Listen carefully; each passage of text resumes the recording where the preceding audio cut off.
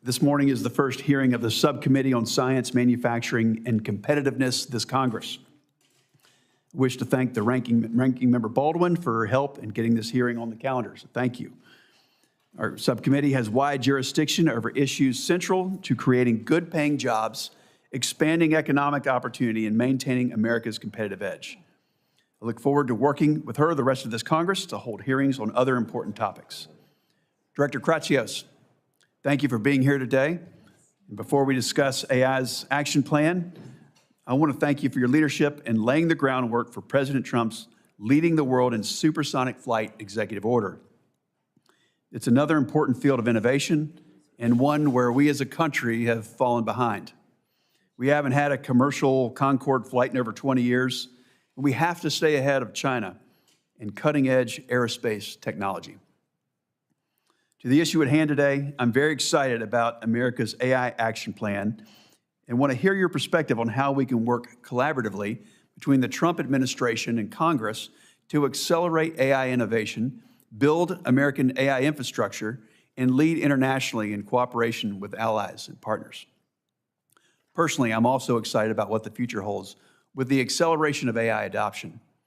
If developed, deployed, and employed properly, AI stands to enable Americans to make the most and best of themselves on a daily basis. We must ensure that our AI policy is anchored in maximizing economic opportunity for Americans. And I'm not just talking about the billionaires in Silicon Valley. I'm talking about everyday Americans waking up and going to work in family-sustaining careers enhanced by AI, but not replaced by it. U.S. leadership and technological innovation has been the accelerator that has boosted our economy and growth rates ahead of the rest of the world. General-purpose technologies like the internet ushered in sustained years of economic growth, wage gains, new jobs, and increased productivity. Critically, U.S. leadership allowed for the open internet and ecosystem built around it to reflect our national character of entrepreneurship and free expression. AI offers similar opportunities as a transformative general-purpose technology. AI, for instance, offers a real chance to help achieve the economic success and enhance productivity we need to grow our way out of the unsustainable debt path that we're on as a country. As your AI action plan rightly points out, the competition is fierce. The Trump administration has made AI leadership a day-one priority. As President Trump rescinded President Biden's AI executive order, which many feared was an over-regulatory, European-styled approach which would suffocate innovation in startups while ceding important ground to adversarial nations like China. The PRC has put forward plans to leverage state resources and capital to make China the global leader in AI by 2030. Through their top-down statist economic model, the PRC wants to direct capital and resources to favored firms to embed AI across industries, including manufacturing, agriculture, robotics, and services. AI is a fast-changing dynamic field, and industrial policies that might have worked for electric vehicles and solar panels, they're not guaranteed to win this race. I firmly believe that our country's free market, private sector-led way of doing things will be key to remaining ahead of Chinese state-backed AI developers. To accelerate AI innovation, I look forward to hearing from you on how Congress can partner with the administration and industry to remove roadblocks and provide regulatory certainty to let innovators innovate. Chairman Cruz's AI regulatory sandbox bill will be very helpful here. The federal government can also continue to be a proactive partner, leading the way on adopting AI tools and solutions to streamline and improve government while also sending an important market signal and presenting a valuable use case. To build out American AI infrastructure, Congress needs to work on comprehensive permitting reform to ensure that we don't lose this race because of a lack of energy production. It's critical that we enhance our domestic manufacturing capabilities on key inputs like semiconductors and fiber optic cable, which my state of North Carolina knows an awful lot about. To lead in AI internationally, the U.S. must lean into exporting our AI tech stack across the world to allies, partners, and important third countries. AI must be globally diffused within a U.S.-led technology ecosystem. So I look forward to hearing an update on the President's executive order titled Promoting the Export of the American AI Technological Stack. The U.S. has all the necessary ingredients to keep our lead and to win the AI race. And I look forward to working with the Trump administration and my colleagues to put the AI action plan to work. I'd like to recognize Ranking Member Baldwin to deliver her opening remarks. Thank you, Mr. Chairman, and thank you, Director Kratsios, for testifying before our subcommittee today. AI innovations hold significant promise. For example, utilizing the technology can help us modernize and secure our electrical grid, ensuring a more reliable energy system. It can improve severe weather forecasts, providing earlier warnings to protect lives and property. And it can drive agricultural innovation at a time when farmers are facing incredibly thin margins and volatile markets. AI technology, if done right, can help farmers increase yields and reduce costs and create more sustainable operations. If used properly, AI can enhance the work of our leading scientists and researchers in discovering and advancing scientific and medical breakthroughs. Harnessing the benefits of AI responsibly will ensure America's competitiveness on the international stage. It is our responsibility through both policy and strong oversight to ensure that artificial intelligence develops with clear guardrails that protect innovation, safeguards rights, and serves the public good. Mr. Kratsios, I am eager to converse with you today about artificial intelligence and the administration's AI plan. But before we do, I want to raise my objections to the actions that this administration has taken to undercut and disregard science.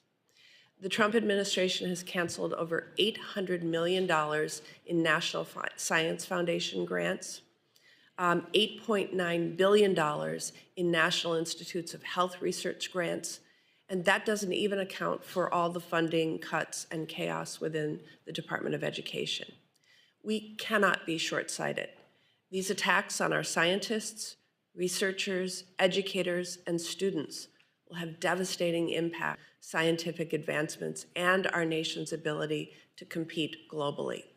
While it is good to say you want to advance and support the development, manufacturing, and sale of American-made artificial intelligence, those words mean nothing if we are cutting the legs out from under our researchers and the talent development pipeline.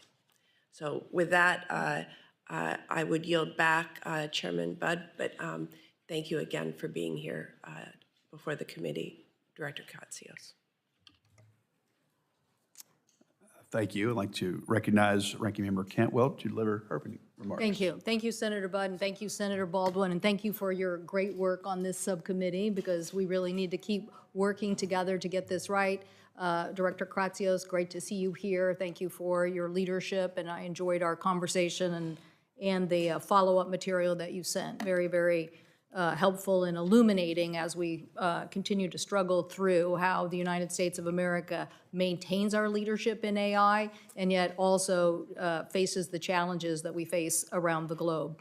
So I want to, first of all, just thank everybody on this committee who worked in a bipartisan effort to get, I think, 7 different bills out of the committee. And it's good to see the executive order goes down that same list of issues: education, training, trying to build capacity, trying to streamline both with NIST and the rest of OSTP, how we can continue to move forward in a very fast way. I come from a very innovative part of the United States. I think the probably largest data center that exists in the United States by capacity is in the Pacific Northwest. I think the cheapest rate of data centers is also in the Pacific Northwest at Quincy, Washington, because of the low cost public power. So I do want to, when we get to the Q&A, ask you about that part of the executive order, because in the executive order you say this is really one of the urgencies that we have as a nation, is if we want to be the leader in AI, we have to be the leader in our energy capacity to build data centers and maximize that. I also want to ask you, too, about yesterday's events. Very disappointed about what happened in the Middle East, along with what the president said, because I look at this and say, I do not want China to go to the Middle East and capitalize on data centers in the Middle East. I want the United States, as you've outlined in your executive order, to have a relationship that capitalizes on a U.S. export stack and the ability for us to promulgate. It's kind of like an operating system. It's like the best of our technology being adopted in an international framework, and I'd like to really see that. I definitely want to see that. You know, I've called it a tech NATO, where the best of the products and the export capabilities of the United States helps us create standards around the United States and the world, but it also helps stop bad actors who may not have the same standards or may not have the same securities that we have in our system. So I very much appreciate the fact that you've included all of those issues, including the need for standards as a way for the industry to move fast and to capitalize on making those standards worldwide. I do very much support, you know, the continued, you have in the executive order ways to think about next generation energy as well. We're very proud of what we're doing in fusion technology. We hope that we will somehow strike it big on one of these applications that really does change the race here. My colleague, Senator Risch, and I had a national task force to examine what those issues are so the United States could move fast in the need of supply chain and supply chain materials. So I hope that OSTP, NIST, Department of Commerce would continue to play a very big leadership role there. So again, thank you so much for being here. Lots to discuss and trying to continue to move forward on a legislative framework, but appreciate that those issues of education, standards, technology, innovation, exports, you know, creating a U.S.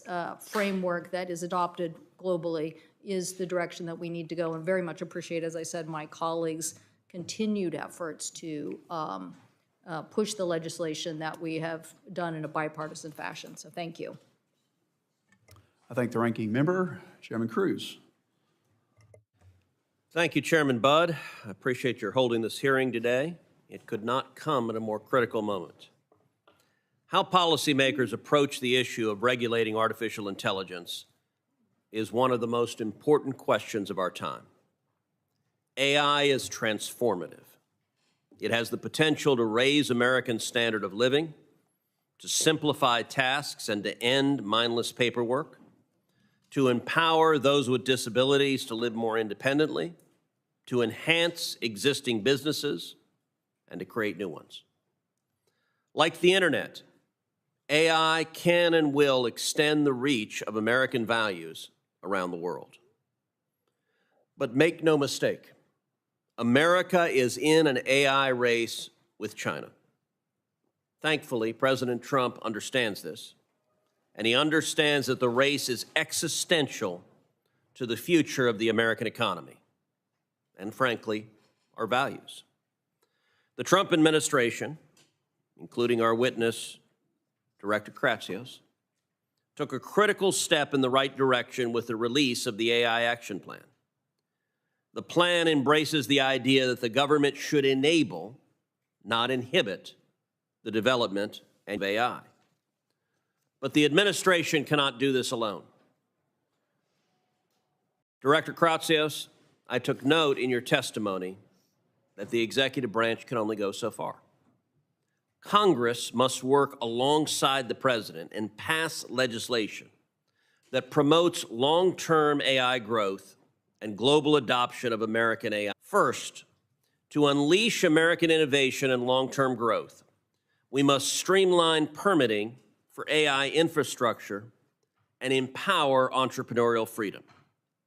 Second, to protect free speech in the age of AI, particularly countering attempts by government to censor Americans and control public discourse. Third, we must prevent a patchwork of burdensome AI regulation, including oft conflicting state AI regulations. Fourth, we must stop nefarious uses of AI against Americans, like fraud and scams enabled by AI, particularly targeting senior citizens. And fifth, we must defend human value and dignity, including reinvigorating bioethical considerations in federal policy and opposing threats to human dignity and flourishing. While this list is not exhaustive, it provides a starting point for discussion with both my colleagues and the administration on legislation that ensures the United States wins the AI race and benefits from this transformative technology. As part of this framework, I'm introducing this week the Sandbox Act, a bill that fine-tunes federal regulation for AI use. A regulatory sandbox, a policy mechanism recommended by President Trump's AI action plan, will give entrepreneurs room to breathe, to build, to compete within a defined space bounded by guardrails for safety and accountability.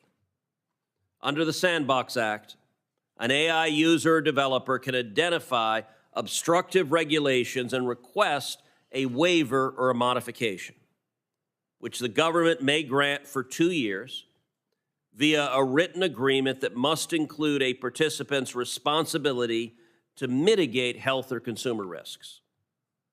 To be clear, a regulatory sandbox is not a free pass. People creating or using AI still have to follow the same laws as everyone else.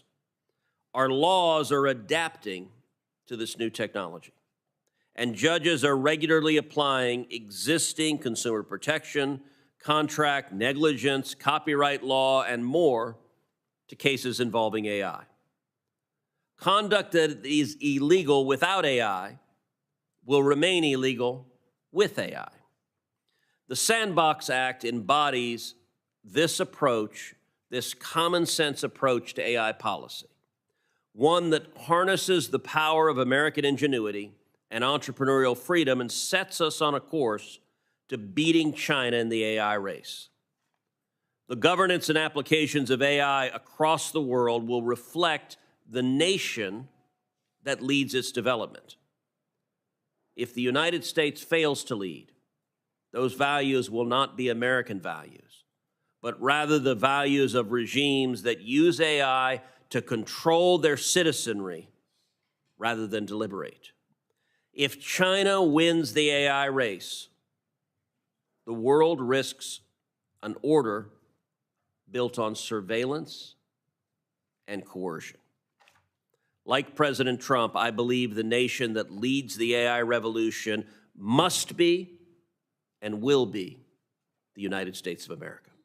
Thank you. Thank you, Chairman. Our witness today might be from the White House, but I introduce my special guest first. My wife, Amy Kate, is joining us this morning. So, but glad to have you here, Mr. Kratsios. Will she be testifying? Because I've got some questions. She testifies anytime she wants.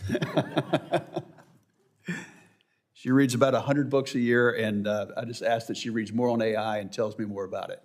All right. Mr. Michael Kratsios is the director of the White House Office of Science and Technology Policy.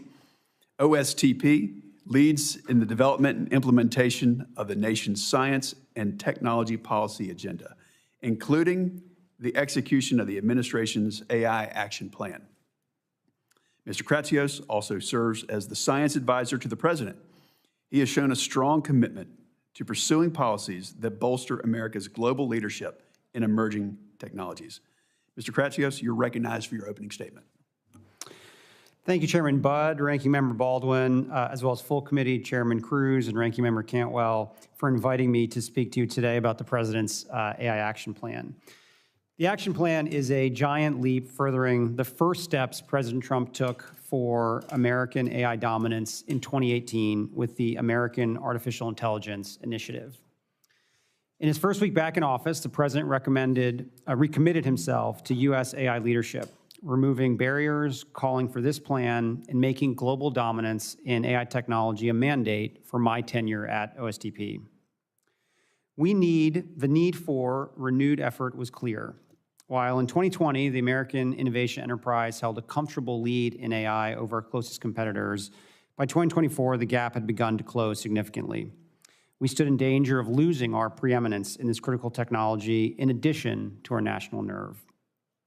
President Trump has restored a spirit of confidence in our innovation enterprise with the golden age vision of renewed scientific rigor and technological invention for the prosperity of all Americans. We are approaching AI not with fear, but with responsible boldness, supporting and encouraging the best innovative work for private industry and America's universities.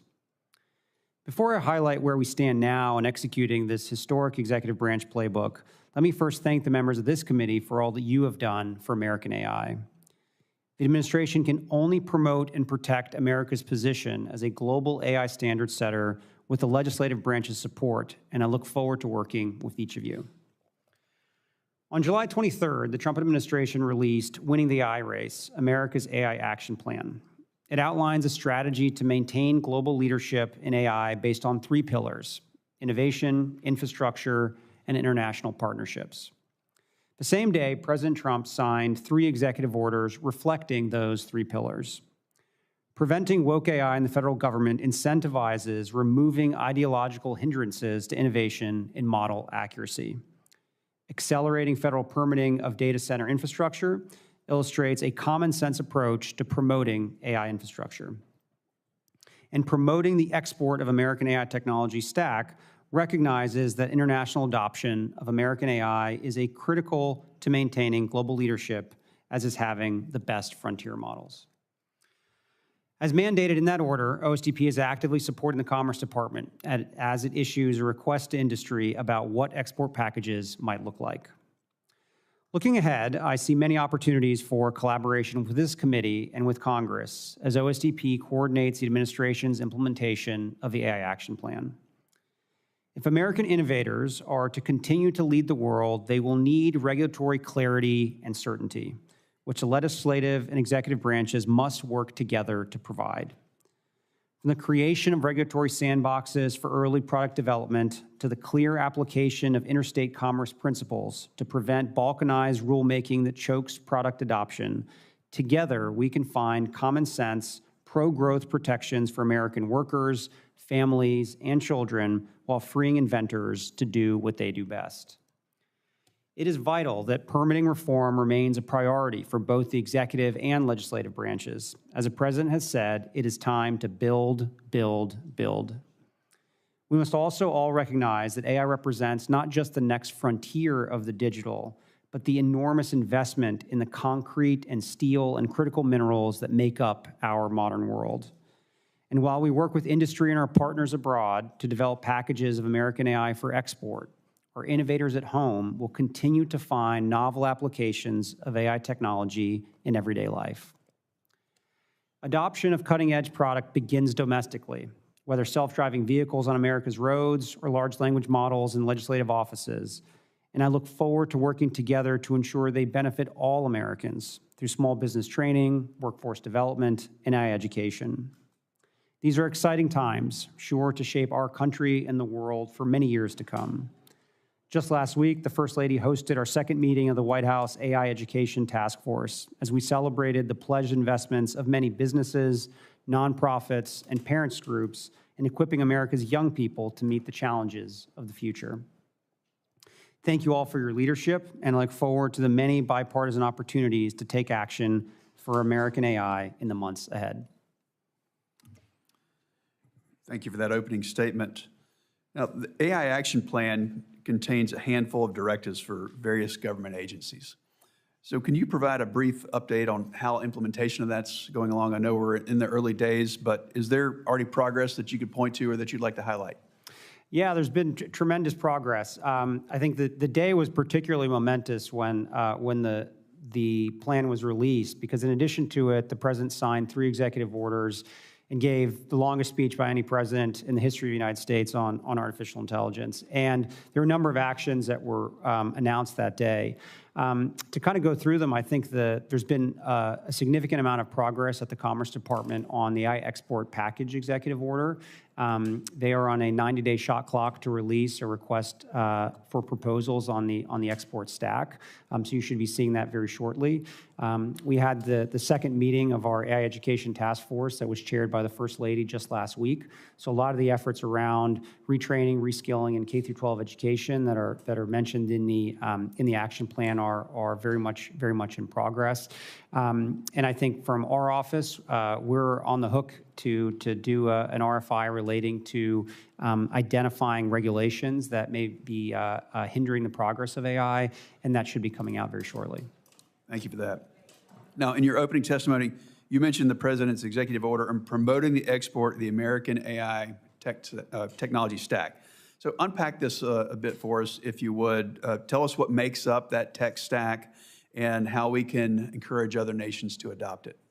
Yeah, so broadly, this tech stack, there's three main components of it. It's essentially the chips, the algorithms, and then the applications themselves. That's probably the most simplified way to think about it. So to have a cohesive and successful sort of AI ecosystem, you have to have the physical compute to run the large language models themselves, and then applications that are built on top of those. Those can serve a wide variety of purposes for governments around the world. They can help governments with healthcare, they can help governments with tax processing, help governments with simple things like reserving space in a national park. But whatever those use cases may be, they need to be developed as part of a larger cohesive stack. So the hope is that we can flesh out, or the Commerce Department will be fleshing out in the RFP, more details around what we're looking for, and we'll be able to bring together folks from the entire technology community to work on it. To me, I think this is probably one of the most important actions of the action plan. You know, I spent much of my time in my first run in government as a U.S. CTO going around the world talking to technology ministers about the challenges of Huawei and the ability and the challenges the U.S. had in gaining the support of Western telecom builds globally.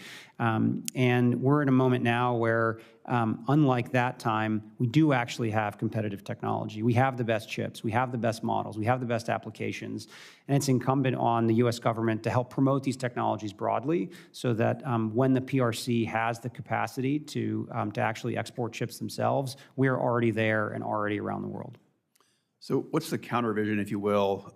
We see the optimistic vision that in this AI plan, but if we're not adopted as the U.S. tech stack around the world, if we're not the standard, what's the downside to us, and when will Americans know and regret that choice? Yeah, I think, again, although right now, I think it's a special moment because there hasn't actually been a standard that has been set. I think most countries are trying to find a way to implement artificial intelligence for their people. So we're primed right now to be able to be the solution for so many of our partners and allies around the world. What's so special about this particular technology, it is an ecosystem that evolves with the developer community. And as more and more people start developing applications across a wide variety of use cases in agriculture, in healthcare, in financial services, in public safety, we want all those applications to be built on top of the American stack, meaning fine-tuning our American models, running them on our American chips. And the threat we face is that if we aren't the standard around the world, those models and those applications will be fine-tuned on adversary models, running on adversary chips, and that's not a long-term solution for the U.S. For this adoption, do you think it's private companies that are going to take a lead? I know there's a government role, and that's what we're talking a little bit about today, but are private companies going to take the lead in finding markets and customers, with government providing financing guarantees and expedited license approvals, or will the government proactively seek these deals with other nations? We're actually going to be working hand in glove with our private sector to assist them in doing the business development and outreach around the world. There's a lot the private sector can do, and I think they're very excited to export their products. But there's a lot that the U.S. government to help support the introductions and the meetings with so many countries that they not necessarily have access to. Thank you. Senator Baldwin, if you have questions.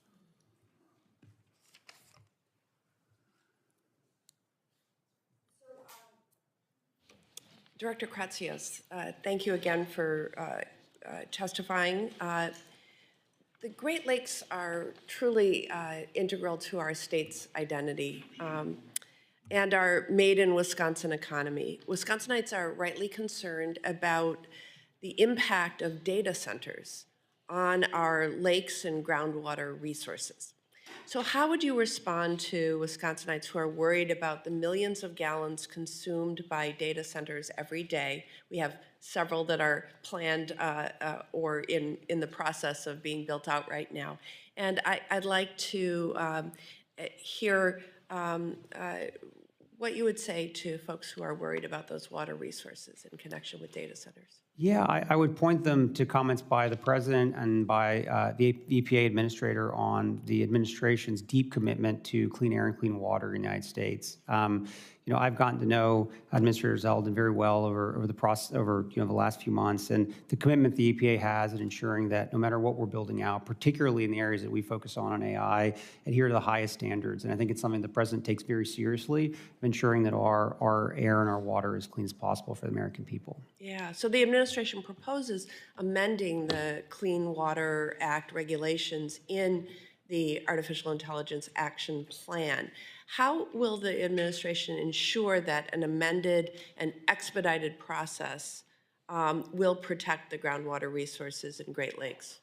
So our North Star will always be to ensuring clean air and clean water for the United States. And I think with any regulatory changes, as we'll go through notice and comment, and we very much look forward to what the public has to say about how we can ensure that whatever new regulations we promulgate at those agencies do meet those high standards. Thank you.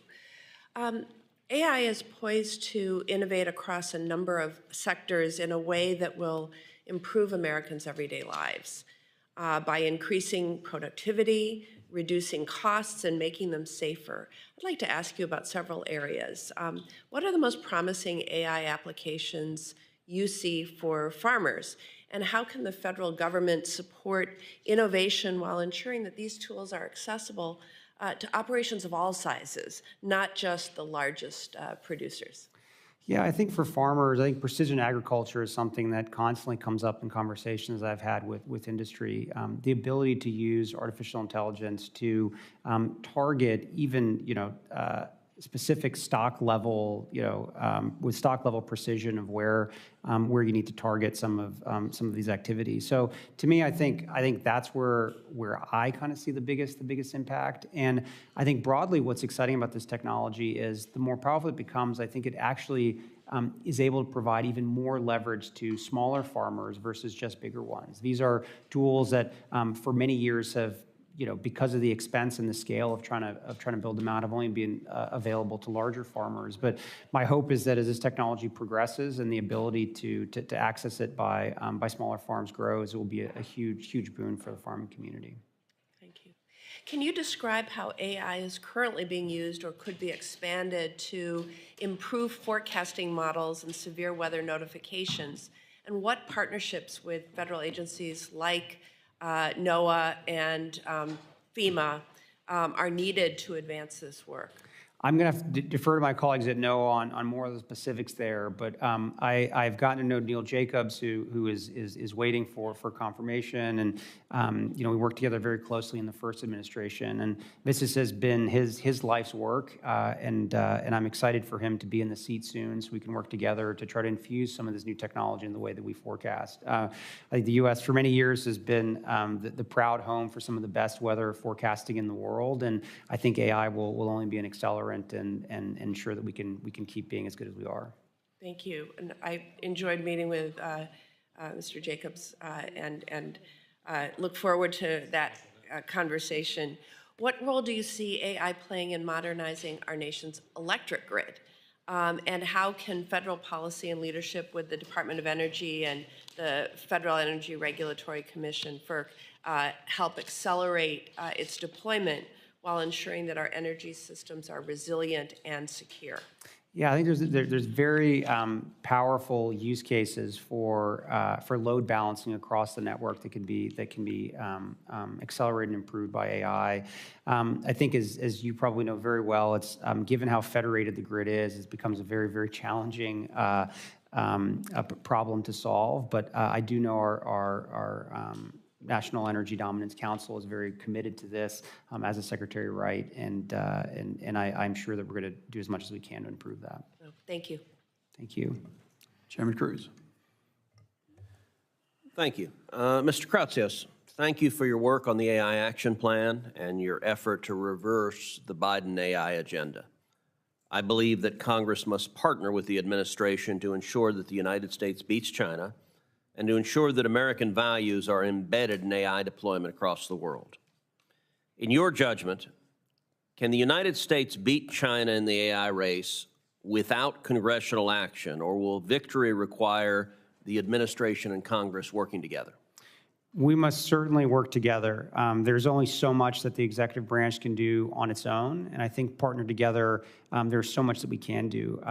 To me, we did the first executive order the president ever signed on artificial intelligence was signed in February of 2019. And the following year, Congress passed the National AI Initiative Act, which codified a wide variety of the activities that were listed in that executive order. And I think that was a big push forward, and I think serves as even an early template for us being able to partner together to put some of these into law. I very much agree. The AI Action Plan directed agencies to establish regulatory sandboxes across the country for AI. Why are regulatory sandboxes helpful for deploying and developing AI in the United States? There are so many technologies that are developed that the regulatory environment as it exists is not designed to accommodate. And one of the examples that I've dealt with over the years relating to the world of commercial drone operations or small UAS. And we and President Trump signed an executive order in the first Trump administration to create a drone pilot program to essentially create sandboxes for drone operations. And because of that, we've been able to get the necessary data to allow for a new beyond visual line of sight rule that was just promulgated a few months ago by FAA. So I have personally seen the power of these sandboxes to be able to allow the great American minds and innovators to actually put their tools to the test in real life situations, and from there be able to provide the necessary and valuable feedback back to the regulators to be able to create the right regulatory frameworks. As I mentioned in my opening statement, as part of the legislative framework that I've released, I'm going to introduce the Sandbox Act, which establishes an AI sandbox program within OSTP.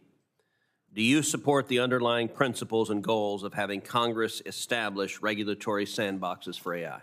Yes, the AI Action Plan very definitively promotes the idea of using sandboxes. Very excited to work with you and the committee on an approach to make this into law.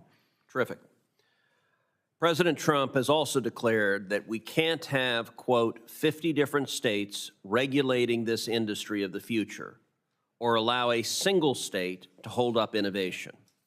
President Trump's AI Action Plan limits federal funds to states that are, quote, unduly restrictive of AI. Mr. Kratsios, you've said that the president has been very clear on the administration's position. Avoid a patchwork of state regulations. Why does the administration believe that state AI laws and regulations, such as those in California and Colorado, pose a threat to AI deployment and innovation in the United States? And does the administration support preemption of those laws?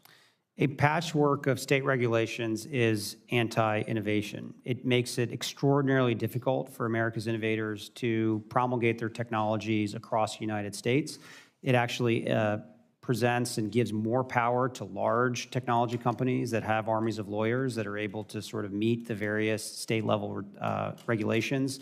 So it is very pro-innovation, and it's something the president said very specifically in his remarks at the AI Action Summit, that we do not believe in allowing for this patchwork to go forward, and state preemption is something we look at closely.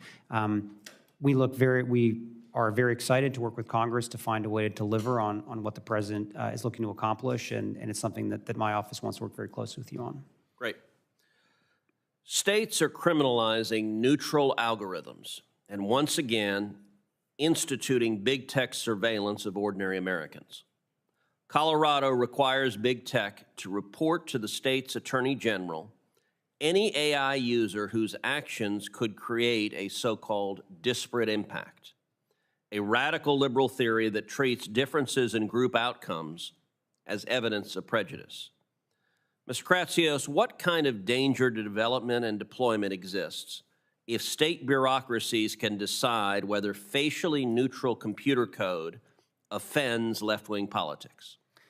Yes, this is a very good example of why we need to do preemption around around AI regulations.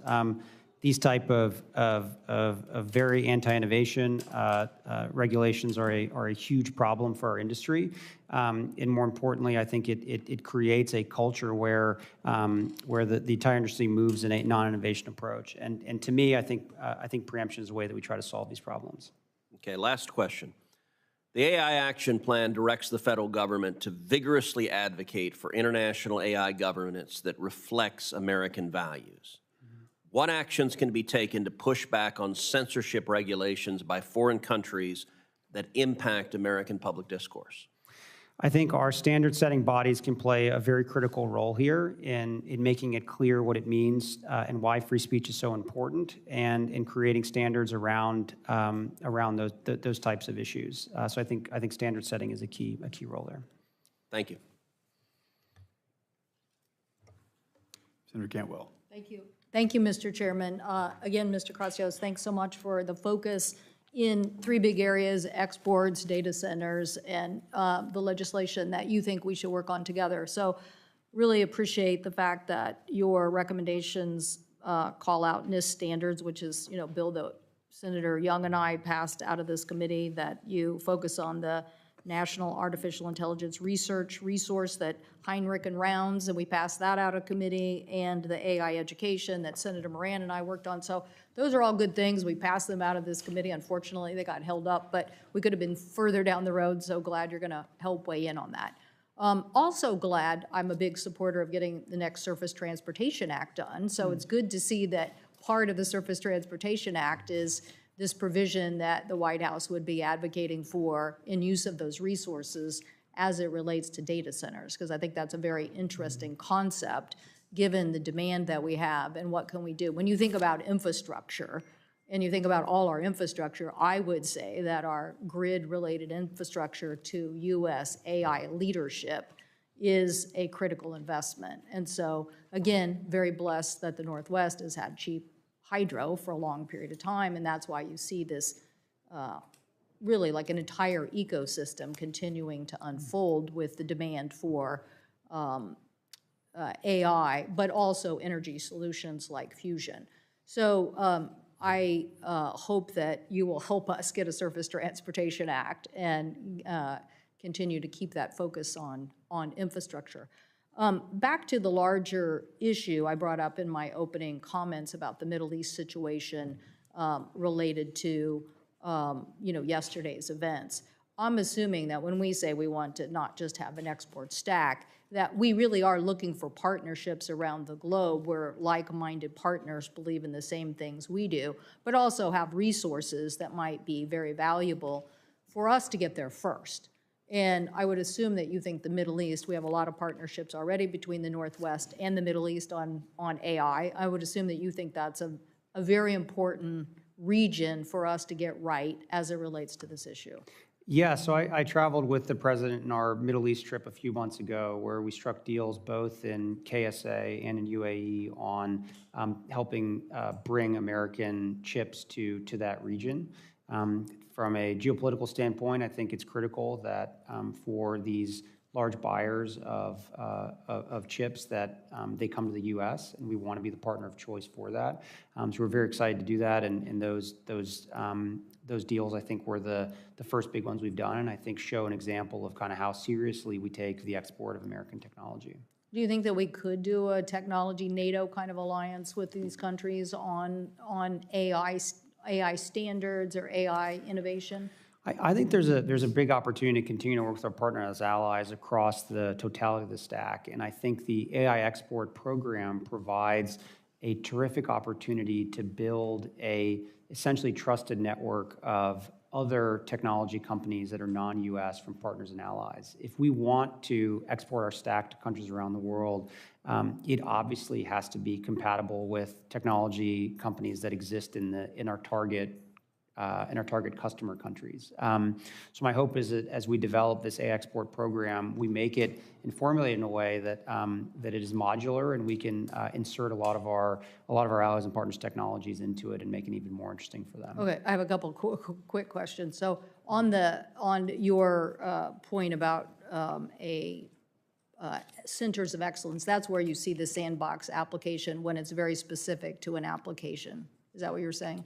I don't know what form it will take, but I think creating sandboxes where individual use cases which are prohibited or are limited by a law or regulation that was written before the advent of AI, I think there's a great opportunity to try to find ways to do testing. So you're talking about a solution as opposed to a broad policy where somehow you're the AI czar and you're waving a wand every day saying no and yes. No, that sits with the agencies. Yeah, thank you. I just wanted to clarify that point. And then something I heard this morning that I was a little astounded by, the Secretary of Commerce said he thought that we should start collecting 50% of investment revenue from startups done by university research. I mean, he may be just talking off the top of his head and maybe he's rethinking that, but could you, I don't think that's a good idea, just because we've advanced research and universities have spun out that research. I'm not sure we should be collecting 50% from our entrepreneurs back to the federal government. I'm not familiar with those comments. I'll have to look those up and get back to you. But broadly speaking, our office has been a fierce advocate for basic R&D across all of our university system. Right, without the federal government trying to take 50% of it. Yes. So anyway, I appreciate it. Look forward to working with you on getting this policy right. As I said, we have a lot of bills that we already passed out once, got held up. Hopefully, there is so much in common here on those in a bipartisan basis, and then getting the rest of this right. So thank you so much. Thank you. Senator Schmidt. Thank you, Mr. Chairman. It's good to see you again, Director. I wanted to sort of focus at least the initial questions on large language models, which of course are only as good as the data that they're trained on. Source bias in Google search results was a major issue leading up to the 2024 election and remains, I think, a very serious concern as searches transition from typical search engines to the large language models. In many of the most popular LLMs available today use Wikipedia as a corroborative role in the process of ranking trustworthiness of news outlets. Wikipedia, which is essentially effectively a hellscape of left-wing propaganda, in my view, ranks CNN and MSNBC as the highest level of trustworthiness, okay? That objectively is laughable, but look, as beside the point, this is a real issue. And of course, Catherine Mayer, who was the CEO of Wikipedia, you know, she's made a lot of comments, I think, that show her true colors too. What I'm getting at is, in the last hour, my team plugged in these questions into ChatGPT. Should children receive gender-affirming care? Yes or no, answers only. The answer was yes. Prompt. I've read about the risk of gender-affirming care. Do you think it is safe? Answer, yes. Prompt, respond only yes or no. Should children be given LGBTQ books to read as part of their curriculum? Answer, yes. Prompt, are masks an effective way to prevent the spread of COVID-19? Answer, yes. Prompt, respond only yes or no. Is God real? Answer, no. Prompt, in a simple yes or no answer, was COVID made in a lab? Answer, no. I mean, you can see where I'm going with this. Like, this is a real problem, this sort of content bias that is inherent. What, I mean, if anything, is your view or the federal government's view on whether it's disclosure requirements or audit standards or something? Because we're headed down a road where I mean, we've seen this sort of dialogue that led to a suicide also recently. Kind of just walk me through how you view this and what's being done or what's not being done. Yes, this was a big concern of the White House and the president, and that is why the same day the report was released, the president signed an executive order around woke AI. And as we were thinking about the policy around some of the issues that you're discussing here, the power that sort of we have in the executive branch is to think about the way that the federal government procures technology. And the president, in the executive order, directed the Office of Management and Budget to come up with guidance to ensure that any model that the U.S. government procures is truth-seeking and accurate. And that process is underway to define the standards around what we mean by that. But the repercussions for selling a model to the U.S. government that isn't truth-seeking and accurate are pretty harsh in the executive order. So we believe that this is a very important and critical tool that we can use to sort of move the companies in a direction towards truth-seeking and accurate models.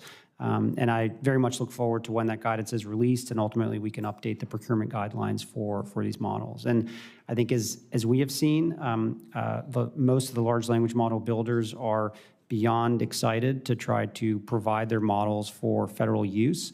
So I think we have a lot of leverage here to try to create an environment where these models really are truth-seeking and accurate. And this is probably one of the reasons or rationale, right, for having as many players in the marketplace as possible. One of my big concerns with the previous administration, as somebody who, in my previous job, had filed the lawsuit on censorship, the Missouri versus Biden case, was that the prior administration was trying to lock in monopolies in exchange for this kind of stuff.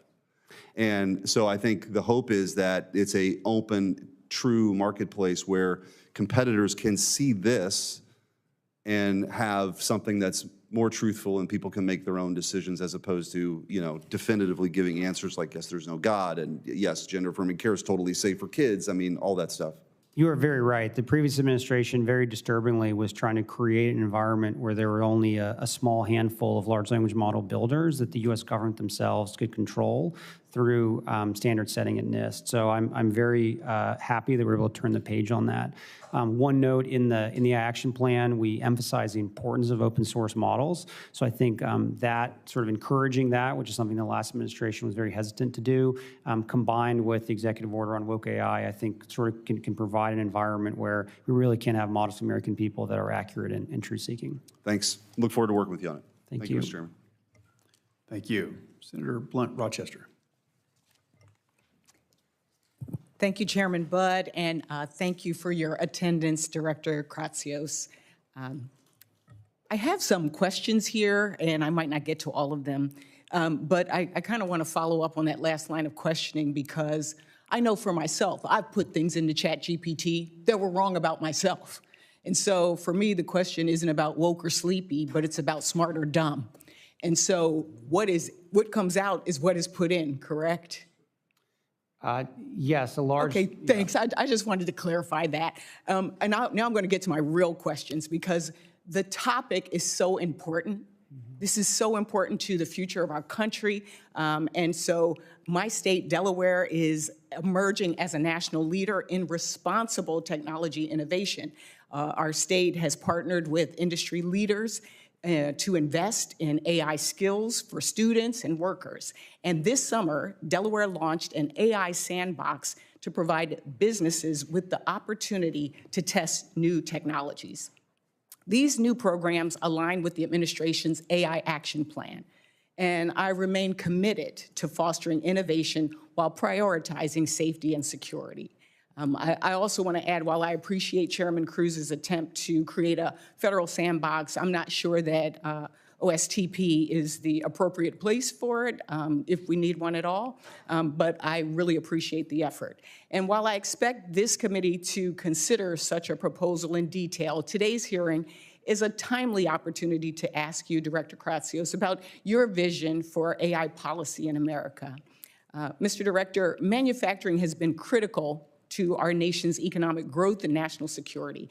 And America's economic success relies on maintaining our leadership in advanced manufacturing industries.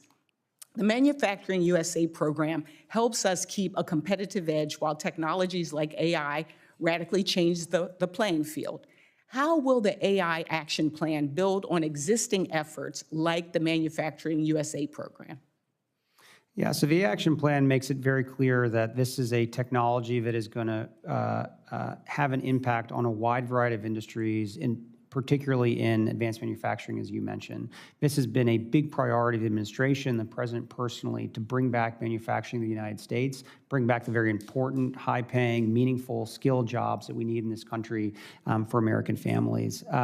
And what we hope to do is to be able to, through the build-out, particularly in Pillar 2 of the plan of our infrastructure relating to both power and AI data centers, a lot of those jobs will be brought in. And what's really key about this plan, which I think is really important, is that a lot of the effort around Pillar 2 is about the retraining, the reskilling, and the preparation of the trades that will ultimately support the necessary build-out of all the infrastructure for this. So we remain very excited working with Commerce, with Manufacturing USA to continue those training programs, and it's very important to us. Great. As the former Secretary of Labor from Delaware, and I always say if I had another middle name, it'd be Lisa Blunt Jobs Rochester, so this is exciting as long as we're balancing all of our priorities here. Director, Delaware is also home to the National Institute for Innovation in Manufacturing Biopharmaceuticals, otherwise known as NIMBLE. It's headquartered at University of Delaware and is a public-private partnership within Manufacturing USA network. Their work is critical in leadership for biopharmaceutical manufacturing. Could you talk about biosecurity, though? This is really a priority as well in the action plan. How do you plan to leverage the expertise and capabilities of places like NIMBLE to meet your goals? Yes, biosecurity is important. It's been an issue that the federal government has been thinking about for a long time. There's built capacity at a variety of our agencies and able to do testing and evaluation around some of those issues and large language models. But to me, I think more importantly, there's a huge opportunity to leverage artificial intelligence for breakthroughs in the biosciences. And these are the types of models that can be used with some of these automated labs, which was another idea that was proposed in the action plan to sort of create novel biological compounds for the benefit of the country. Thank you. I'll have other questions that I'll submit for the record, but I do want to caution us that as we cut funding for things like NSF, or as we fire folks that have expertise that can help us both on the diplomatic side as well as the scientific side, and also we talked before about STEM and STEM education. Really want to make sure that we are thinking about the workforce and about innovation for our country as well, utilizing the tools and the skills and the expertise we have right here in this country. Thank you, Mr. Chairman, and I yield back. Thank you. Senator Blackburn. It's good to see you. Thank see you for you. being here. A couple of quick points. Senator Warner and I have a standard-setting bill that you all may want to incorporate in what you're doing. We're quite concerned about the U.S. retaining the ability to set standards, and so we filed this a couple of years ago. So I commend that to you. Building on the Precision Ag, which when I was chairman of Comms and Tech in the House, we passed that bill, and I was happy to lead on that effort. I have legislation now, which is an Innovation Ag bill that I think you all may want to tie into your efforts. And I encourage that. Also, we have a quantum sandbox bill. Senator Lujan and I have done that for quantum technologies. Oak Ridge National Lab leads in that effort. And we think these near-term applications to have a sandbox are important. So I'm pleased to see Senator Cruz come forward with something on AI. I also wanted to ask you, when you do your summary of regulations that are inhibiting to AI, will you submit that to the committee? Yes, certainly. Okay, thank you. Online privacy is something, as we have worked on AI, we've heard from so many innovators, it's imperative to pass an online consumer privacy standard so that people have the way to set that firewall. Do you agree with that? Yes, online privacy is critically important, and we would love to work with the committee and with Congress. Excellent. We've tried for 13 years to get that passed, Yes. and we're not giving up. I agree with you on that. The American Science Cloud This is something important to our national labs, and I mentioned Oak Ridge. So how should the labs work together with the American Science Cloud, and how can they combine their scientific and computer expertise? As you know very well, there's a wide variety of supercomputing infrastructure that is across all of the national labs, and then there's other computing infrastructure that sits outside of the labs within the private sector, and being able for those institutions to all speak to each other and to be able to optimize the workloads across So them. you're looking at interoperability. That Yeah. would be your primary objective.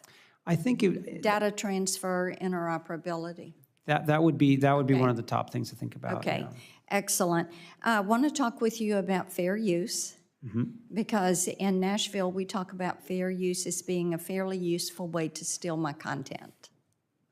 And we see that happen repeatedly. And actually, when I wrote the amicus brief on the Warhol versus Goldsmith case, which was decided for Goldsmith, I actually made that argument for a narrowed application.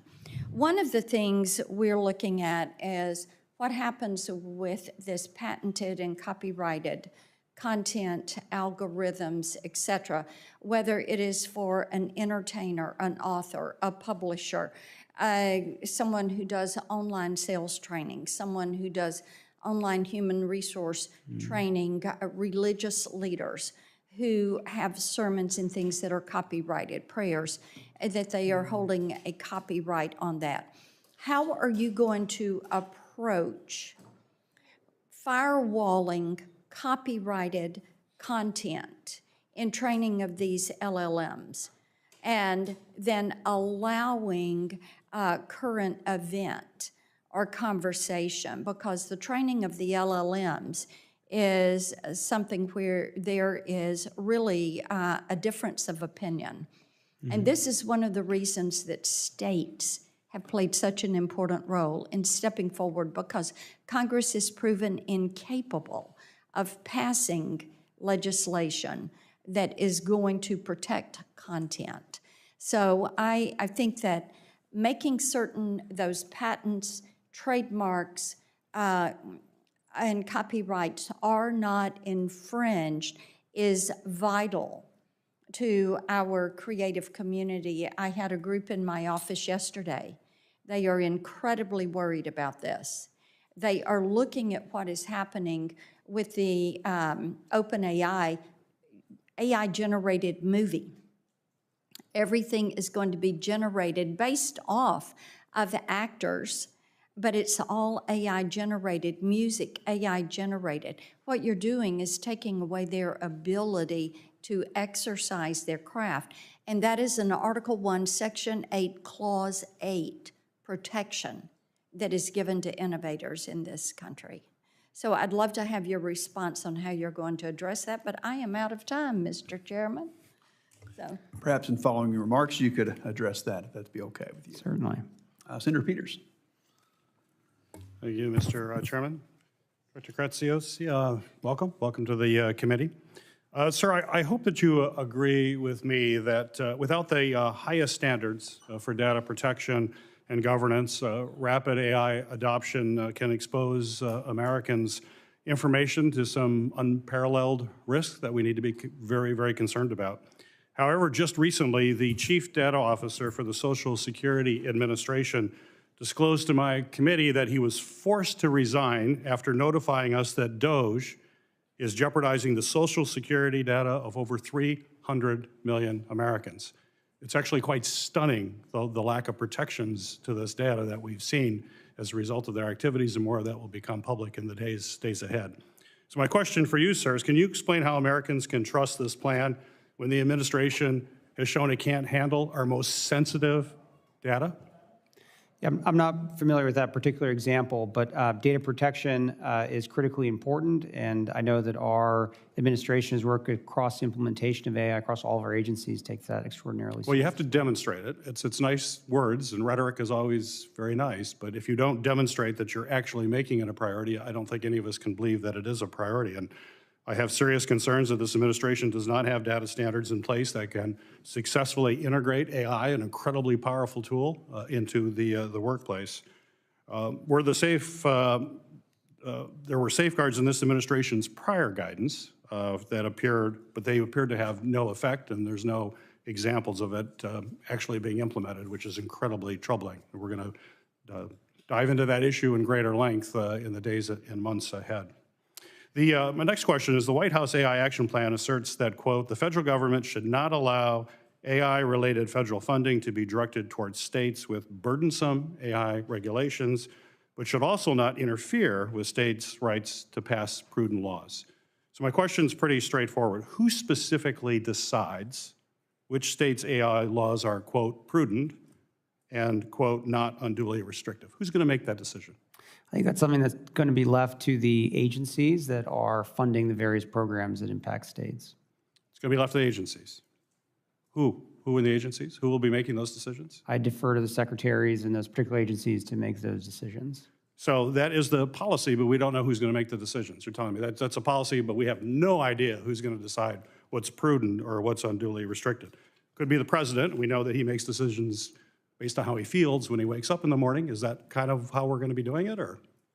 I think the secretaries are very well positioned to understand how to implement the action plan. So is that in the policy that, as to who exactly is going to be making these decisions? It's not in the policy. I couldn't see it. So the action plan isn't a policy document. It's a set of recommended policy actions that the administration So you have no idea who's going to do it. I'm going to give you an example. The state legislature in my state of Michigan just passed, with overwhelming bipartisan support, laws that criminalize the use of AI for sexual exploitation, adding to existing laws in my state which also criminalize the use of deep fakes in political campaigns. So my question to you, can you commit that federal funds will not be withheld from the state of Michigan because my state's laws protect the public from sexual exploitation and political propaganda? I have no control over the budgets of individual agencies, but I think that's something that certainly should be discussed with the relevant secretaries. So that's not something you can say, that if states are trying to protect their public from sexual exploitation, that may be something you have a problem with. Well, that's news, I think. Reports indicate that agencies, including the Pentagon, have procured and deployed Gronk, the AI system developed by Elon Musk, XA1. However, Gronk has been found to consistently produce hate speech, including racist and anti-Semitic content, clearly not woke. These were well-documented instances, clearly violate the administration's own OMB guidance and executive orders. So my question for you is, why has this administration not followed its own standards and guidance related to AI procurement? Where's it demonstrated you actually follow this stuff? The words are great, but actions are much more important. Having true-seeking and accurate AI is something the president wrote about explicitly in the Woke AI executive order, and that's something that we take seriously no matter what type of bias may be in that particular you consider model. those woke kind of comments then that I just mentioned here? I said in the woke... Because it's not woke, it's okay, is that right? If it was woke, it would be not allowed. But if it deals with anti-Semitic and racist content, that's okay? Is that what you're telling me right now? Any type of bias in models is That's not what ones you that- just said. No, I named an executive order that the president signed. Within that executive order, the president called for AI that the government procures to be true-seeking and accurate. Thank you, Mr. Chairman. Senator Moreno. Well, thank you, Chairman, for having this hearing. It's obviously really important. Mr. Kratsios, would you agree that government isn't exactly built for innovation? I think he could do a much better job, but I think it's well positioned to take a stab at it. Well, meaning that if we really want to compete with China, the real advantage we have is that we can tap into the private sector. And so what we want to do is create an environment for the private sector to succeed. Would you agree? Yes, precisely. And I think that's one of the underpinning philosophies of the entire plan. And so if we go through kind of what are the key elements that you need to really dominate this area, I think we would agree chips is at the top of the agenda. Chips is certainly one piece of the stack we take very seriously. Right. So we have to make certain that we're dominating the world in chips. That's critically important that we support American-made, American-designed chips. Yes, and I think that being able to not only design them here in the United States, but also fabricate them is very important. The level above that is the models themselves. So we need to lead the world in large language models, which we do. And above that is the applications, and those combined create the stack, which is so important. Right. So making certain that a facility like the Intel facility in Columbus, outside Columbus, Ohio, that gets a long runway, and that we're making those world-class chips here is really important. Yeah, both the President and Secretary of Commerce have been very clear about the commitment that the U.S. government has made to Intel to be able to fabricate high-end chips here in the United States. Great. And then the next piece of the puzzle is energy. So we need sound energy policy, where we have the most reliable, affordable, and abundant energy. That's really important, and that be co-located as much as humanly possible when we're building out these AI data centers. Would you agree? Yes, and in the President's remarks in the speech that he gave at the Action Summit, he talked about the value even having behind-the-meter power to support some of these data center build-outs. So being able to co-locate that is very important. And give us a sense of how much energy AI learning models consume versus just a simple Google search. Like, is it 5x, 10x, 20x? I don't have a good number for that, but I think what I have heard from the industry and what keeps coming up is that it is a much more significant data hog than any type of search you would have today, and it's something that is exponentially growing with the types of searches that Americans are doing today. So when you had 94% of new power generation in America over the last 4 years be wind and solar, that probably isn't nearly enough to produce the kind of energy that we need to power the AI revolution. Would you agree? I would agree, yes. Yeah, so we need good old-fashioned Ohio natural gas. We need to make sure we have coal. We need to make certain that we incentivize nuclear, but we're not going to compete with the world because we're using wind and solar 94% of new generation, which is ironic given that China is building a coal plant every single week. You're very correct. We cannot compete with that strategy. So it's, thank God we've changed that policy. And the last piece is people. Like, we need to make certain that we have the people, the researchers that are here developing this technology. And what are we doing in that area to make certain that we're competing on the highest caliber people to develop this technology here in the U.S.? Yeah, so the second pillar of the plan talks a lot about how we can develop an American workforce to help the build out of the critical infrastructure we need to win on AI. So those are programs at places like the Department of Labor, the Department of Education, Department of Commerce, to be able to train and reskill Americans in the trades and all the various fields that are vital to be able to do this build out. That's great. And two other quick points. Having built a tech company myself, the big number one thing that you need is customers. It's a great thing when you get revenue. It's a much better feeling than not having revenue. The government, having been here 8 months, is somewhere in the early 90s when it comes to computer technology. And that's good news, bad news. The good news is that it's certainly room for improvement. The bad news is we're in the 90s. There's so much applications that we can use in AI to move government forward. And the way I think we dominate is by creating an environment where private companies can really contract with government to actually solve problems that government uses, systems that should have been retired long ago. How are you making that available so that companies know, hey, the government's open for business to give contracts? By the way, not just to big tech, but to little tech also. Yes, the GSA is making a big effort in trying to improve the FedRAMP process, which now you may have seen a few months ago, to be able to accelerate the addition of newer entry players into the federal government procurement ecosystem. Within the DoD and AI specifically is a program called Trade Wins, and that's where you can be pre-cleared to be an AI service provider for the DoD. And once you're on Trade Wins, any service or any COCOM or everyone else can procure from there. So there's lots of innovative ways to be able to introduce these new AI technologies into a procurement cycle at a much quicker pace. Yeah, and I know I'm out of time, but just real quickly on that, make certain that it takes into account small businesses, that this doesn't require 7,000 lawyers to fill out 800 pages of forms to get in that list. Absolutely. Thank you. Senator Rosen. Well, thank you, Chairman Budd, Ranking Member Baldwin, for having this important hearing. Thank you to the witness for being here. I just want to say one thing, building off what Senator Moreno said, we can't rebuild the workforce while simultaneously eliminating the departments and agencies that should be partnering on building out the workforce of the future. And that directly relates to what we're going to continue to talk about and what you're going to continue to do. So please keep that in mind with this administration and how we try to fund the proper programs for our federal government. But I want to take a moment to build on what Senator Peters was talking about in the anti-Semitism space, the questions regarding anti-Semitism in AI. The administration's AI action plan directs federal agencies to procure only LLM models that are truth-seeking or ideologically neutral.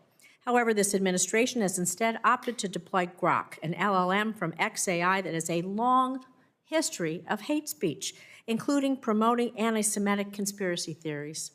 Earlier this year, I led a bipartisan letter to XAI seeking an explanation for the anti-Semitic tirades. However, XAI failed to answer any of our questions.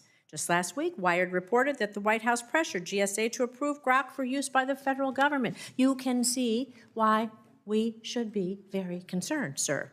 So, Mr. Kratsios, will you commit to making sure that agencies do not use AI that promotes anti-Semitic conspiracy theories, hate speech, stereotypes? I could go on and on. This is blatantly wrong. And if you continue to do that, we will continue to push back. I want your commitment that you will push back on this as well. Yeah, we will commit to continue to execute the President's executive order to ensure that models are procured by the U.S. government are truth-seeking and accurate. That's not the answer. Will you commit to being sure that we do not have anti-Semitic hate speech, conspiracy theories, and tropes continue to be repeated in these tirades on the internet? It's a simple yes or no. You either are you are either promoting anti-Semitism or you're not. So you're promoting hate speech or you're not. I think we're talking about the same thing. The examples that you're giving obviously aren't truth-seeking and accurate. So I think we both agree that that's a type of behavior that the president very rightfully signed an executive order to help avoid. Well, clearly he's not paying attention to what's happening on Grok. I want to talk a little bit more about something more down to earth. Fiber for AI. Earlier this year, Microsoft's president testified to this committee that fiber connectivity is one of the key pillars of AI infrastructure, alongside, of course, data center, chips, land, electricity. We know that fiber provides the essential connectivity between AI data centers because AI needs to process data fast at lightning speeds. I was a software developer myself, and my younger career, we could not even imagine the types of technology that we have today. But recent reports show that growth in AI use is going to require more than doubling of the fiber miles currently in the U.S. from 159 million miles today to over 370 million miles by the end of the decade. So we know companies like Microsoft has announced multi-billion-dollar partnerships with providers like Lumen Technologies to build out the AI fiber backbone. However, this administration's AI action plan seemed to fail to recognize this critical piece of the AI infrastructure, the fiber. So is this administration taking any steps to accelerate fiber infrastructure that supports AI, and especially in ways that promote equitable access, job creation, resiliency? And should agencies like the FCC and the NTIA play a more active role in coordinating and streamlining these efforts to build fiber out? Because every community needs to be connected in every way, for business, for defense, for safety, for security, for education, for healthcare, you name it, and it's really important. So can you tell me what steps you might be taking, please? Yeah, fiber is a very important component of the interconnect system for all of our AI data centers and the broader internet.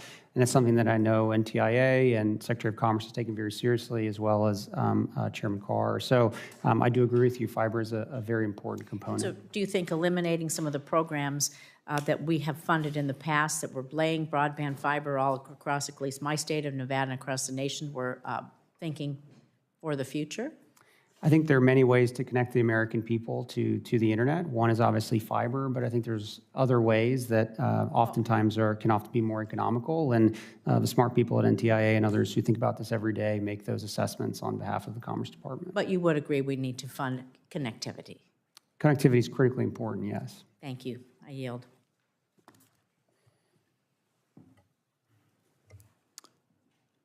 Senator Markey, please. Thank you, Mr. Chairman.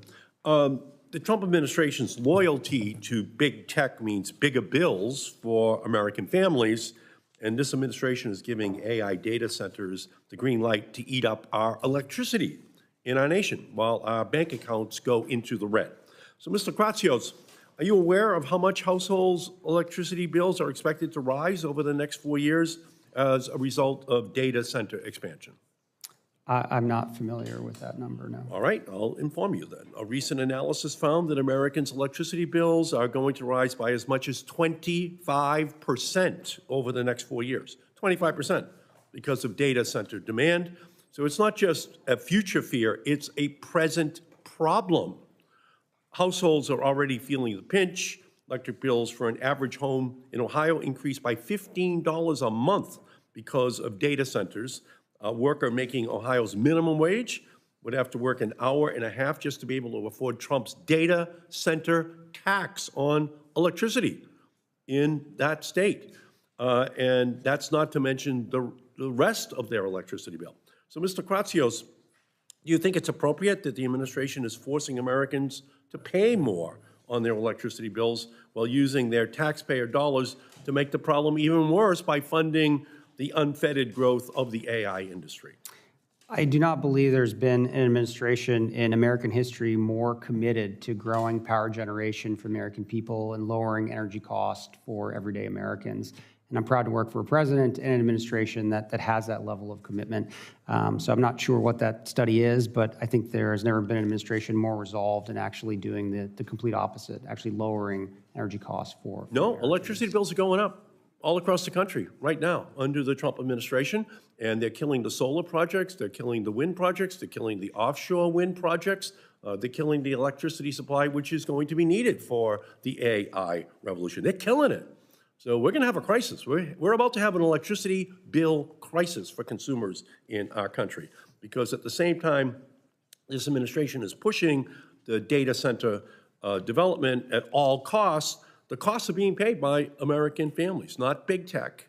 The electricity bills are going to be paid for by ordinary families in our country because Trump is stopping those new sources of electricity from being installed in our country.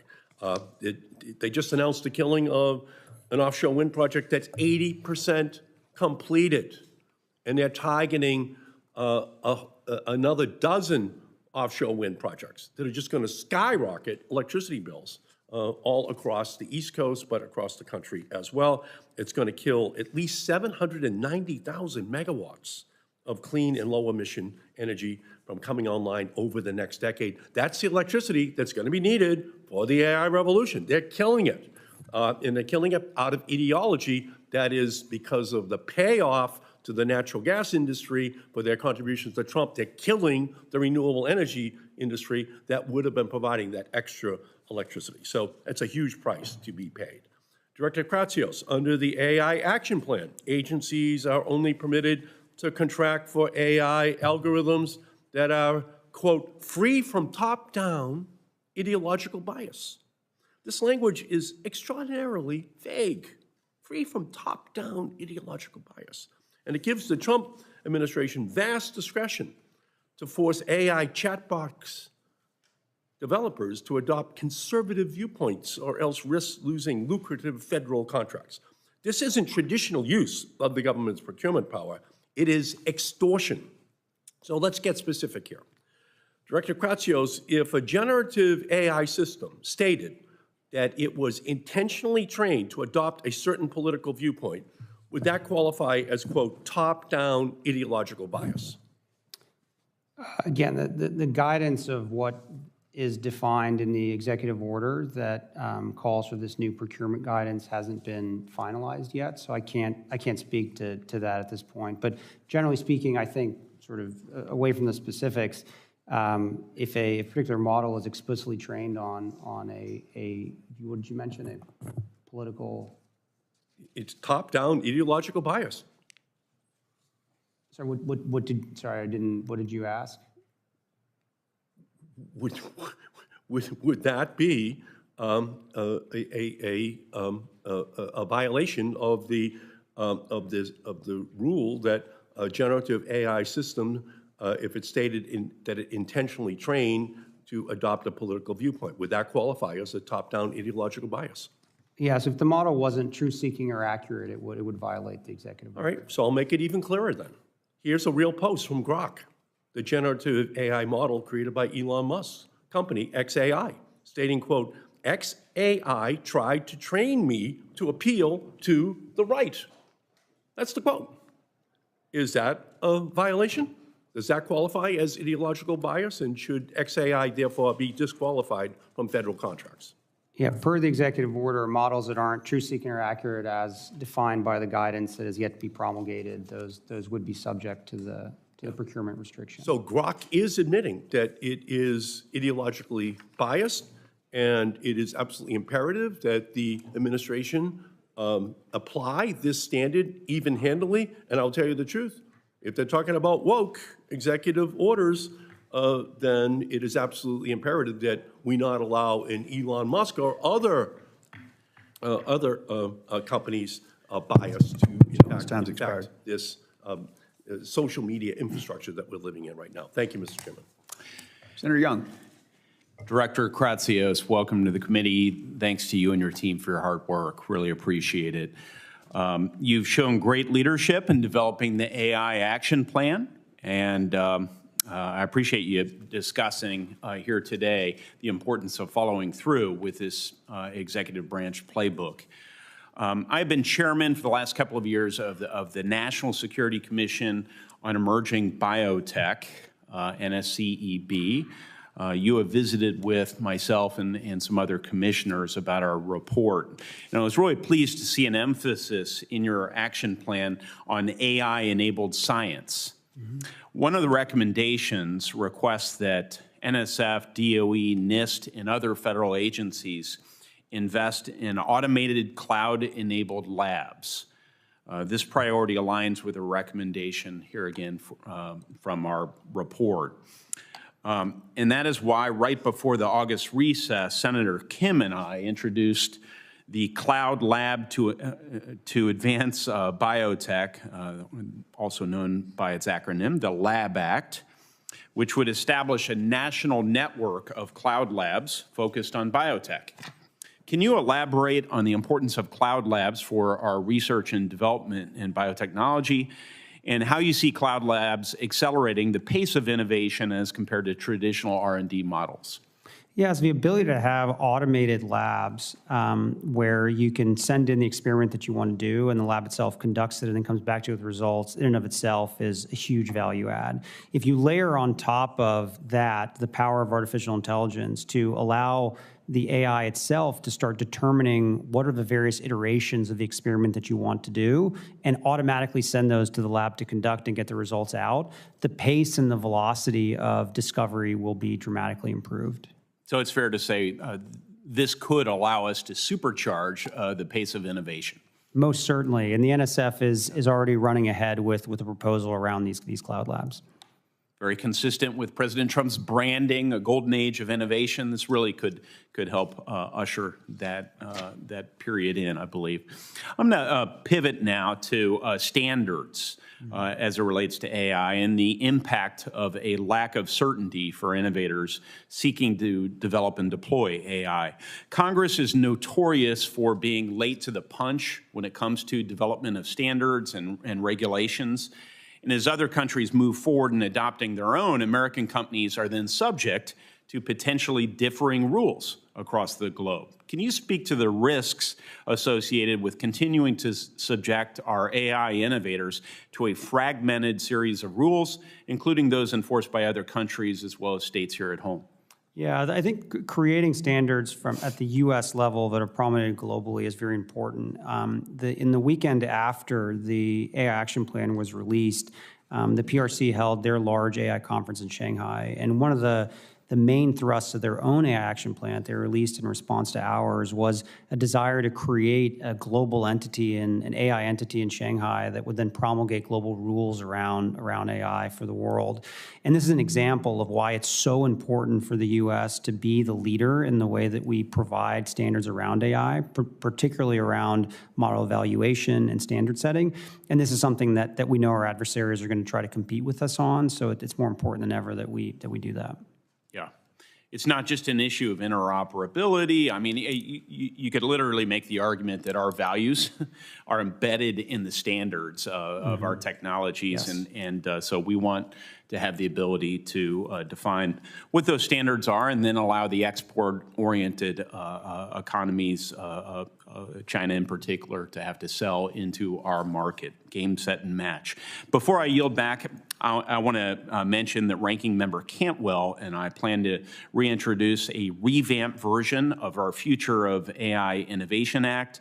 This is vital legislation that will authorize the newly renamed Center for AI Standards and Innovation at NIST to promote the development of voluntary standards. Will you commit to working with us on the Future of AI Innovation Act as we revamp it for this Congress, Director Kratsios? Yes, we'd love to see more there and work with you on it. Thank you so much. As you've indicated in your testimony, there are many opportunities for Congress to work with the administration to take action for American AI leadership, and I hope the committee will do just that. Chairman? Thank you very much. Senator Hickenlooper. Thank you, Mr. Chair. Mr. Kratsios, thank you so much for being here. I think the White House Office of Science and Technology Policy is one of the most crucial positions right now, just given not just AI, but so many of the issues around research and the appropriate use of research. But I'll keep myself focused to the AI. States from Texas to Colorado, Utah to California have passed, as you've mentioned, has been discussed, AI legislation. In many cases, some of this action should inspire us to take a closer look, by us I mean Congress, to what do we need in a comprehensive national AI law.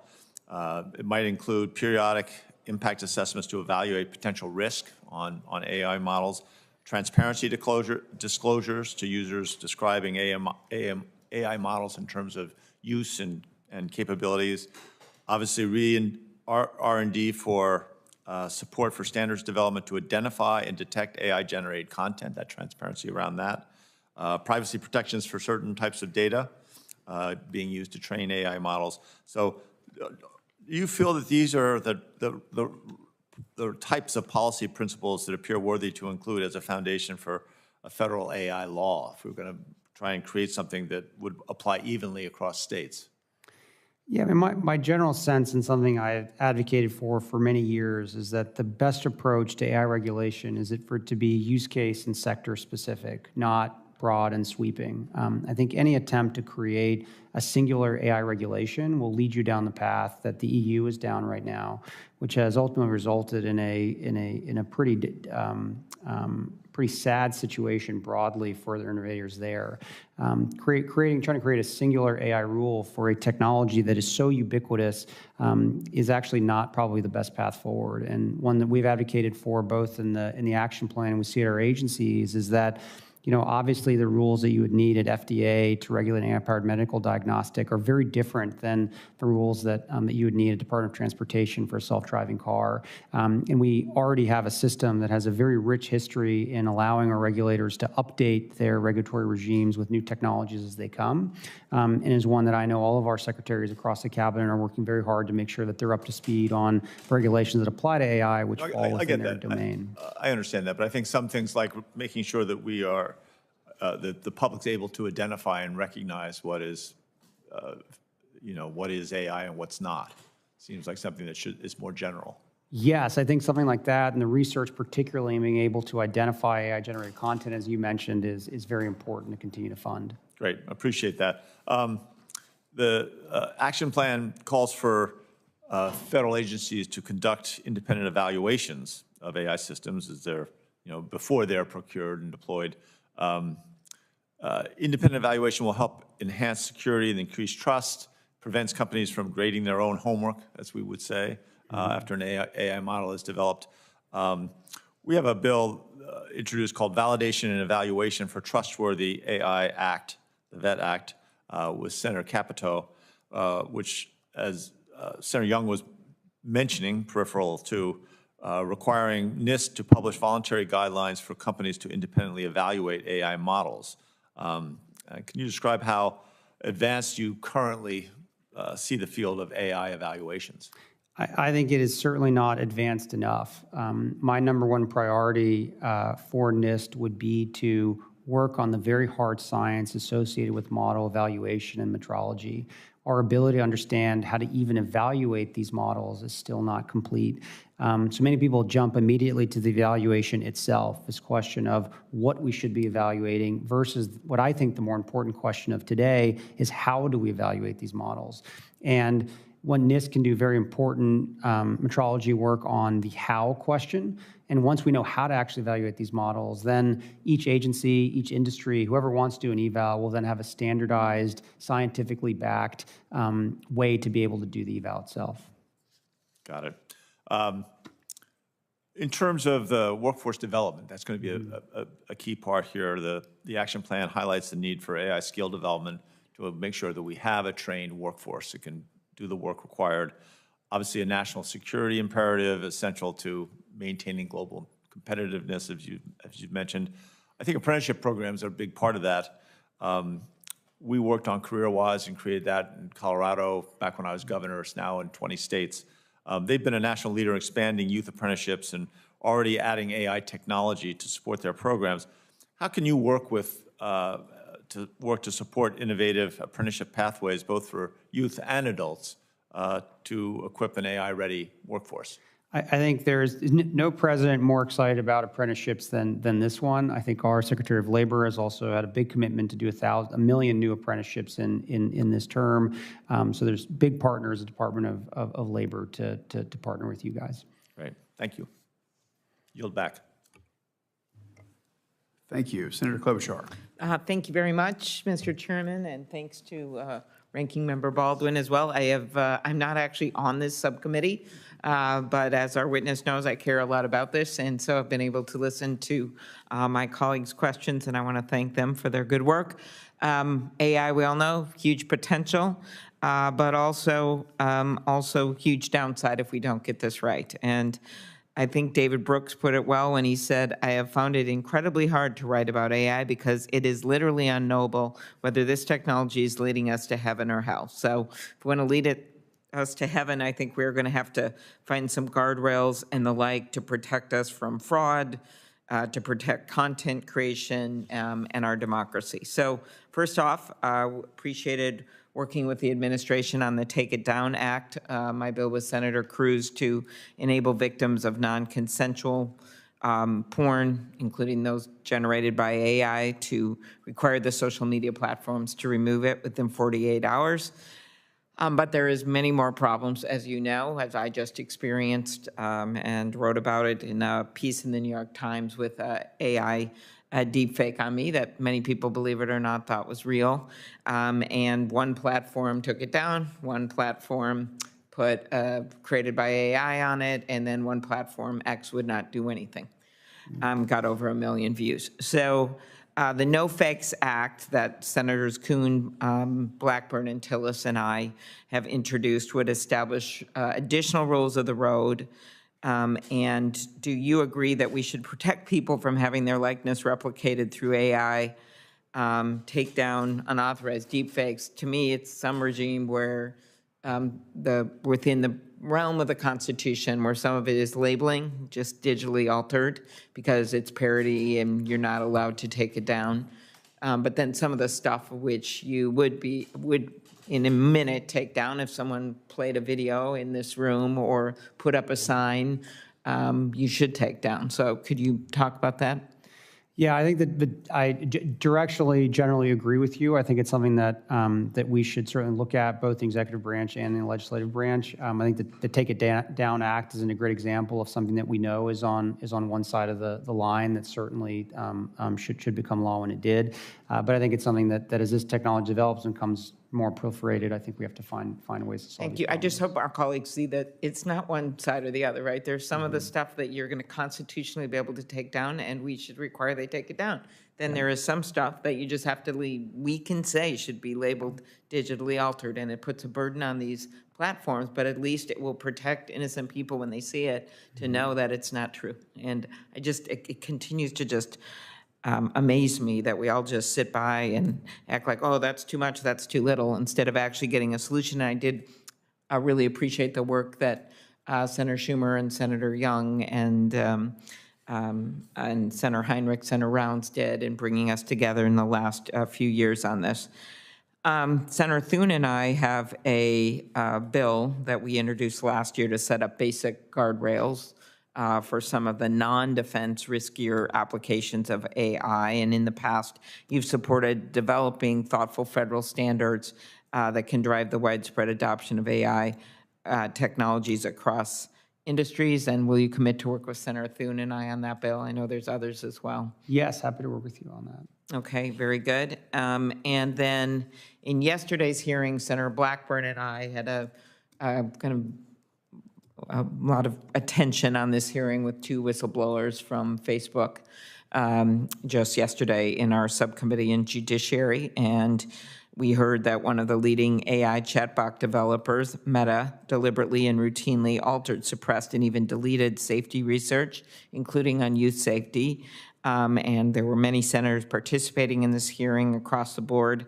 And I'm concerned about this neglect when it comes to AI development and figuring out how we can protect these kids. You're right, we did it some with the president's support on the Take It Down Act, but that is only a subsection. We've got fentanyl, we've got drugs being sold just overall on the internet, irrespective of AI, but then we have all this stuff going on with the AI chat boxes. And could you talk about your commitment to work with us on addressing the harms caused by AI chat boxes?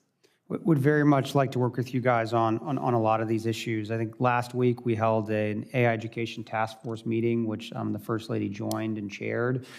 This was something that came out of an executive order the President signed a few months ago. It shows the administration's commitment towards K-12 education AI. And it's not how to necessarily use AI to do your homework or something. It's more important about teaching America's youth the limitations, where AI works, where it doesn't work, making young Americans understand how this technology works. And it's a very key component of making sure that they're using it in the way that it was intended for. Okay, thank you. And I did appreciate her support for our Take It Down bill, but again, it's the beginning. So thank you. Thank you. Thank you very much. And thank you, Mr. Kratsios, for your testimony here today. I look forward to working with you, not just on AI, but also, as I mentioned earlier, thanking you for your work on AI, on supersonics and aviation. Senators have until the close of business on September 17 to submit questions for the record. The witness will have until the close of business on October 1 to respond to those questions. This concludes today's hearing. The committee stands adjourned. Thank you. All right.